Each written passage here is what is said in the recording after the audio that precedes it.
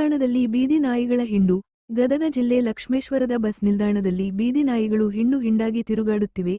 ಜನನಿಬಿಡ ಪ್ರದೇಶವಾಗಿರುವ ನಿಲ್ದಾಣದಲ್ಲಿ ಯಾವ ಭಯವಿಲ್ಲದೆ ನಾಯಿಗಳು ರೌಂಡ್ ಹೊಡೆಯುತ್ತಿವೆ. ಪ್ರಯಾಣಿಕರು ನಾಯಿಗಳಿಗೆ ಹೆದರುತ್ತಿದ್ದಾರೆ.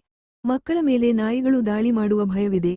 ಪ್ರತಿದಿನ ನಾಯಿಗಳು ನಿಲ್ದಾಣದೊಳಗೆ ತಿರುಗುತ್ತಿದ್ದರೂ ಕೂಡ ಸಂಬಂಧಿಸಿದ ನಿಲ್ದಾಣದ ಅಧಿಕಾರಿಗಳು ಯಾವುದೇ ಕ್ರಮ ಕೈಗೊಂಡಿಲ್ಲ.